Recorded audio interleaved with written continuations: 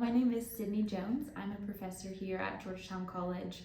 I teach in the Kinesiology department, and I teach lifetime fitness and yoga and functional movement. So not only am I a professor here at Georgetown, I also have my own business and then teach yoga and group fitness classes throughout Kentucky. So without that bit of learning how to teach or volunteering for different kinesiology studies here on campus, I don't think I would have had the courage or potentially the confidence to do what I do today. And then just a lot of those professors showing me how to see people made me want to see people as well. Most of my classes are an inquiry-based session, so we are reflecting on our own self, and I try to create a space that does not associate with shame or any judgment throughout that time. Since I'm teaching a wellness course, we're looking at all the different dimensions of wellness, and it's really important that that is a safe space for all different kinds of people. So my learning environment is definitely one that is very inclusive because no person is the same.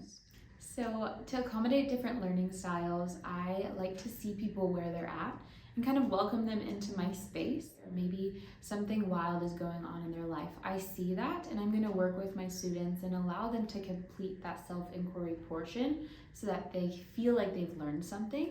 Because with my class, these topics may seem very obvious or things that people should know already, but imagine people who haven't had that opportunity to talk about some ways that we can fuel our body, whether that be food or maybe movement, maybe that's healthy relationships or addiction, maybe that is flexibility, cardiovascular, all the different things. I want to be able to give that information so that they can take it and run with it. Softly talking about topics, but telling them why I'm talking about it instead of just expecting them to have this full developed conversation without knowing why it's even important.